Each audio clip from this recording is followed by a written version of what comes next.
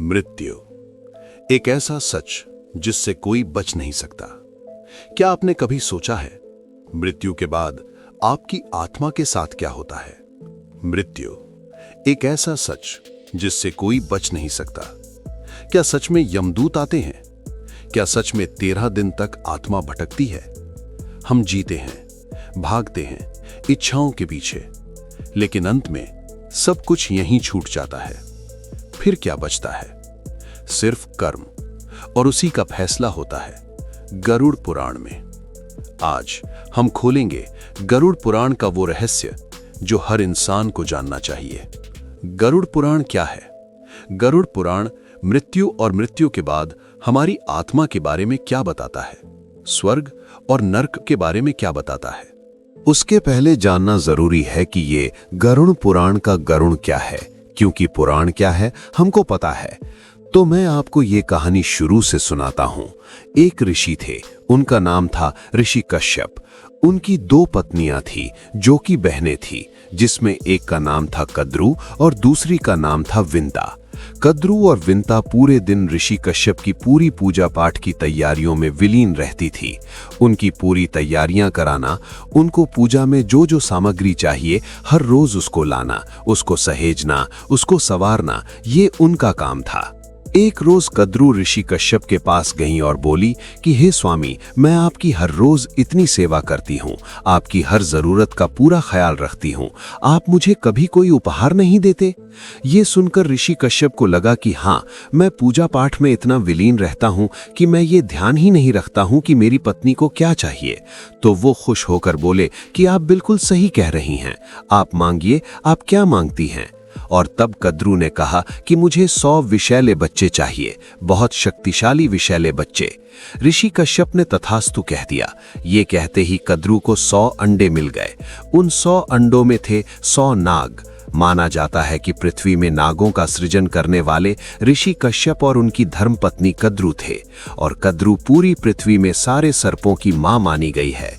जब कद्रू को अंडे दिए गए थे, वे सब अंडे बंद थे, क्योंकि अभी अंडे फूटने बचे थे और उसमें से अलग अलग विषैले नागों का निकलना बाकी था। पर जब ये बात विंता को पता चली कि उसकी बहन कद्रू को ऋषि कश्यप जी से एक उपहार मिला है, तो उसके मन में भी इच्छा हुई कि अगर उसको उपहार मिल सकता है तो मुझे भी मिलना चाहिए और कद्रू से बेहतर उपहार मिलना चाहिए। तब विंता भी ऋषि कश्यप के पास गई और बोली कि हे स्वामी, आपने कद्रू को एक उपहार दिया है तो मुझे भी दीजिए। तो ऋषि कश्यप ने बोला, मांगिए, आप क्या मांगती हैं? और विंता ने कहा, मुझे भले 2 अंडे दीजिए, मगर कद्रू के सारे अंडों से भी ज्यादा शक्तिशाली अंडे दीजिए। ऋषि कश्यप ने बोला, तथास्तु, और ये बोलते ही विंता को 2 बड़े अंडे मिल गए। अब सर्प के अंडे जितने भी अंडे थे, वे सभी बड़े कम समय में फूट जाते हैं और सांपों के बच्चे बहुत जल्दी बाहर आ जाते हैं। ये सब कुछ विंता चुपचाप बहुत धैर्य से देख रही थी, लेकिन एक दिन उसका धैर्य जवाब दे गया। उसका धैर्य टूटा और धैर्य के टूटने के साथ उसने अपने 2 अंडों में से एक अंडा ये सोच के तोड़ दिया कि शायद अंडे के अंदर जो भी चीज है, शायद वो मेरे लिए तैयार हो चुकी होगी। परंतु जैसे ही अंडा टूटा, उस अंडे से एक अर्ध विकसित शरीर निकला। उसका ऊपर से कमर तक का शरीर तैयार था, लेकिन उसके पैर तैयार होने बाकी थे। जैसे ही वो शरीर अंडे से बाहर निकला, निकलते ही हवा में ऊपर उठा और बहुत ही नाराज स्वर में उसने कहा कि हे माते, ये आपने क्या कर दिया? अब मैं यहाँ नहीं रुक सकता, क्योंकि आपने समय से पहले मुझे इससे बाहर क्यों निकाला, इसलिए मुझे अब यहाँ से जाना पड़ेगा। ये देख के विंता को बहुत दुख हुआ। जब वो अर्ध शरीर वहां से जाने लगा, उसने जाते जाते अपनी माता से कहा कि हे माते, जब तक दूसरा अंडा पूरी तरह से तैयार ना हो जाए, तब तक अपना धैर्य का बांध रोक के रखिए। विंता बहुत ही सब्र से दूसरे अंडे के फूटने का इंतजार करने लग गई। जब दूसरा अंडा फूटा, तब तक कद्रू के सारे सांप पुत्र बहुत बड़े हो गए थे और इसलिए कद्रू शक्तिशाली हो गई थी, जबकि विंता कमजोर हो गई थी, क्योंकि एक अंडा उसने खुद फोड़ दिया था और दूसरा अभी तैयार नहीं हुआ था। आप जानना नहीं चाहेंगे कि उस अर्ध विकसित बच्चे का क्या हुआ था? तो बने रहिए वीडियो में। आगे हम आपको बताएंगे कि विंता के उस अर्ध शरीर बच्चे का क्या हुआ था। फिलहाल फिलहाल हम आते हैं उस अंडे पे जो अभी फूटना बाकी था। जब दूसरा अंडा फूटा तो उसमें से एक बहुत बड़ा शरीर निकला, जिसका पूरा शरीर मानव का था, परंतु उसका चेहरा बाज जैसा था। चिड़िया जैसे बहुत बड़े पंख थे। ये था गरुड़। गरुड़ बाहर आया और गरुड़ ने देखा कि उसकी माँ विंता को कद्रू और उनके सारे बच्चों ने दासी बना लिया था। ये बात देखते ही गरुड़ कद्रू के पास गए और अपने सारे मौसेरे भाइयों से कहा कि मैं ऐसा क्या करूं जिससे तुम मेरी माता को दासित्व से मुक्त कर दो। ये सुनते ही उन सभी ने कहा कि तुम बहुत शक्तिशाली हो। अगर तुम सच में चाहते हो कि तुम्हारी माँ हमारे दासित्व से मुक्त हो जाए तो तुम हमारे लिए स्वर्ग से अमृत कलश लाके दो। गरुड़ अपनी माँ को आजाद करने के लिए कुछ भी करने को तैयार थे। गरुड़ अपनी माँ को आजाद करने के लिए स्वर्ग की तरफ उड़ गए। गरुड़ इतने शक्तिशाली थे कि जब वो स्वर्ग पहुंचे तो उन्होंने इंद्र सहित सारे देवों को हरा दिया और अमृत कलश उठा के वापस धरती की तरफ आने लगे। तभी सारे देव दौड़ते भागते विष्णु जी के पास पहुंचे और भगवान विष्णु से बोले कि हे भगवान, अगर अमृत का कलश अगर धरती पर चला गया और गलत हाथों में आ गया तो अनर्थ हो जाएगा। इसलिए हे प्रभु, कृपा करके इस अमृत कलश तो गरुड़ से वापस लाएं। ये बात सुन के विष्णु जी कलश को गरुड़ से वापस लाने के लिए चल पड़े। जब गरुड़ हवा में ही थे और उनके हाथ में अमृत कलश था, तब अचानक से विष्णु प्रकट हुए और गरुड़ से बोले, हे गरुड़, तुम इस अमृत कलश को वापस मुझे दे दो। गरुड़ ने कलश को वापस देने से मना कर दिया। तब गरुड़ और विष्णु दोनों के बीच में हुआ युद्ध। गरुड़ इतने शक्तिशाली थे कि वो विष्णु से भी लड़ गए थे और विष्णु चाह के भी गरुड़ को हरा नहीं पा रहे थे। न हार रहे थे न हरा पा रहे थे। पर इस पूरे युद्ध के दौरान विष्णु जी को एक चीज नजर आई और वे रुक गए। उन्होंने देखा कि गरुड़, जिसके हाथ में अमृत कलश है, वो अपने हाथ में अमृत कलश रखने के बावजूद भी उसको खोल के अमृत चख नहीं रहा है, सिर्फ पकड़ा हुआ है। और तब विष्णु जी गरुड़ से बोले कि तुम ये चोरी करके लेके कहाँ जा रहे हो? तो गरुड़ ने कहा कि मैं एक चोरी नहीं कर रहा हूं और खुद के लिए तो बिल्कुल नहीं कर रहा हूं। और तब उन्होंने पूरी कहानी बताई। तब विष्णु जी ने गरुड़ से कहा कि ठीक है, मैं तुमको अमृत कलश नीचे ले जाने दे सकता हूं। बात तो यह है ना कि तुम्हें सर्पों को लाकर अमृत कलश देना है, तुम्हारा प्रण तो वहां पूरा हो जाएगा। तो गरुड़ ने बोला, जी मैं सिर्फ अमृत कलश ले जाकर उनको दूंगा, मेरी मां मुक्त हो जाएंगी। तब विष्णु जी बोले, ठीक है, मैं तुमको ले जाने दूंगा, पर मेरी एक शर्त है। अगर मैं तुमको यहां से अमृत कलश ले जाने दिया तो अमृत कलश देने के बाद तुम हमेशा हमेशा के लिए मेरे वाहन बन जाओगे। गरुड़ अपनी मां के प्रेम में कुछ भी करने को तैयार थे। गरुड़ ने बोला, आप मुझे अमृत कलश ले जाने लीजिए, उसके बाद मैं आपका दास रहूंगा हमेशा के लिए। गरुड़ अमृत कलश लेकर जमीन पर पहुंचे और उन्होंने अमृत कलश को एक घास के ढेर पर रख दिया। जैसे ही कद्रू और उनकी संतानों ने उस अमृत कलश को देखा तो उन्होंने गरुड़ की मां को मुक्त कर दिया। जैसे ही विंता मुक्त हुई, उसी समय वहां से अमृत कलश भी गायब हो गया। यह था विष्णु जी का कमाल। तो अमृत कलश देने का काम गरुड़ ने कर दिया और अमृत कलश को गायब करने का काम विष्णु जी ने कर दिया। इसीलिए सर्प कभी अमर नहीं हो पाए। अमृत कलश अपनी जगह पर पहुंच गया और गरुड़ उसके बाद भगवान विष्णु के वाहन बन गए। और यहां से शुरू होती है गरुड़ पुराण की कहानी।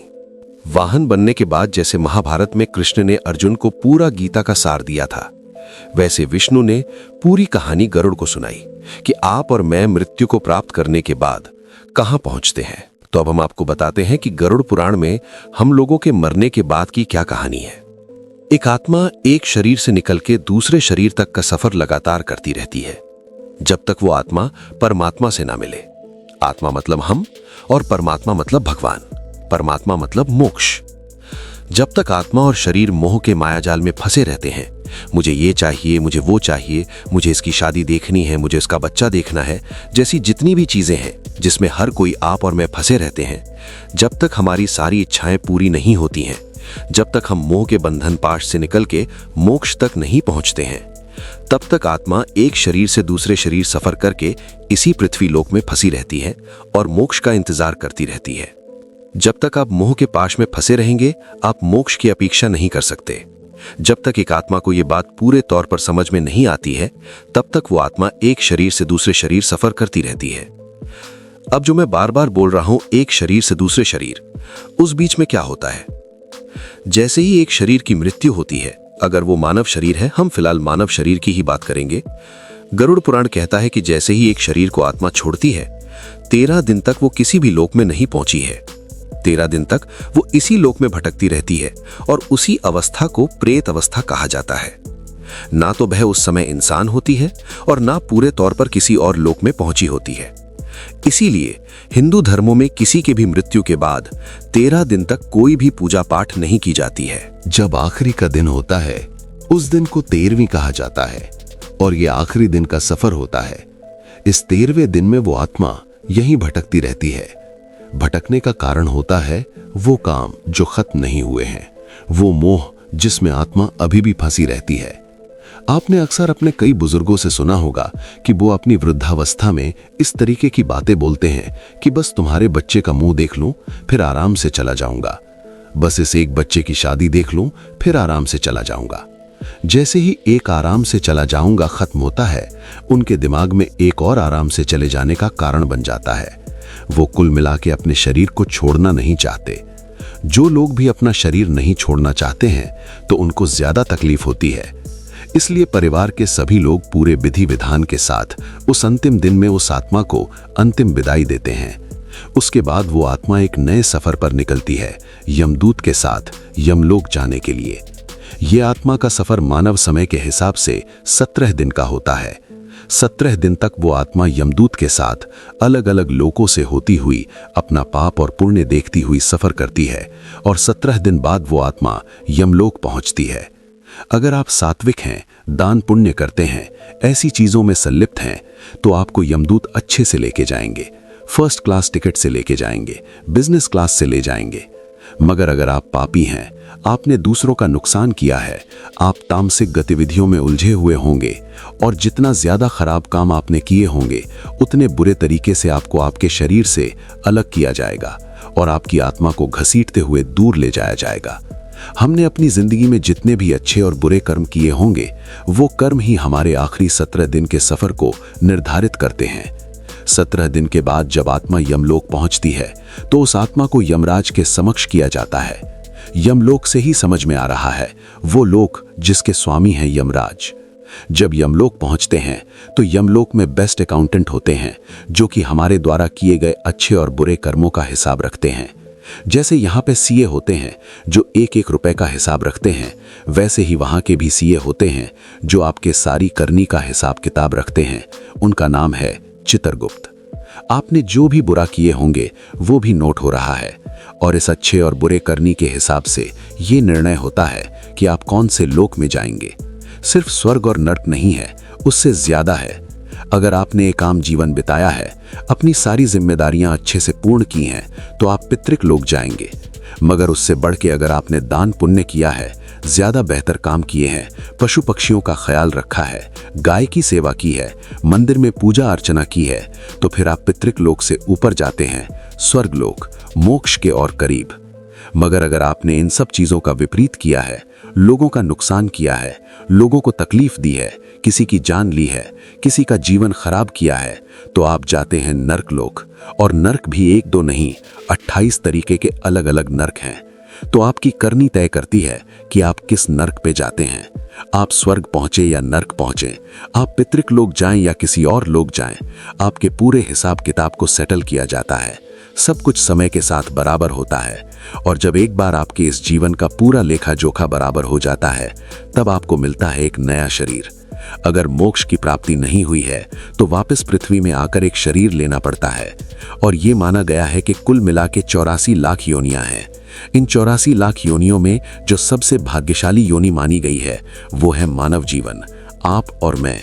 तो अगर आप मानव जीवन में हैं तो ये समझ लीजिए कि आपने बहुत कुछ अच्छा किया हुआ है जिसके कारण आपको ये योनि मिली है। और अगर इस जीवन में अच्छा नहीं करेंगे तो फिर 84 लाख योनि में फिर से कौन सी योनि में जाना पड़े वो आप पर निर्भर करता है, क्योंकि मानव योनि ही एक ऐसी योनि है जो अपना अच्छा और बुरा सब समझ सकती है। अगर इस मानव शरीर में आकर भी हम अपने कर्मों को अच्छा नहीं करते हैं तो ये लाइफ एंड डेथ का सर्कल चलता ही रहता है जब तक कि मोक्ष नहीं मिल जाता। जब तक आप मोह के बंधन से छूट के मोक्ष की प्राप्ति ना करें, आपकी आत्मा परमात्मा से नहीं मिल सकती है। अब हम इस डॉक्यूमेंट्री के शुरू में चलते हैं जिसमें हमने बताया था कि बिंता के पहले पुत्र का क्या हुआ था। वो जो अर्धमानव शरीर वाला बिंता का पहला पुत्र था, उसका नाम था अरुण, और वो भगवान सूर्य के रथ का सारथी बना था। क्या आपको ये बात पहले पता थी? कि अगर हाँ, तो कृपया कमेंट में जरूर बताएं। और इसी तरह के सत्य और रहस्यमय डॉक्यूमेंट्री सुनने के लिए हमारे धार्मिक दुनिया चैनल को सब्सक्राइब करना न भूलें, क्योंकि आपका एक लाइक और सब्सक्राइब हमें मोटिवेट करता है इस तरह की और भी कहानियां आपके लिए लाने का। आपको आज की हमारी डॉक्यूमेंट्री कैसी लगी, कमेंट में जरूर बताएं। वीडियो को अंत तक देखने के लिए आपका धन्यवाद। फिर मिलते हैं एक और नए कहानी के साथ।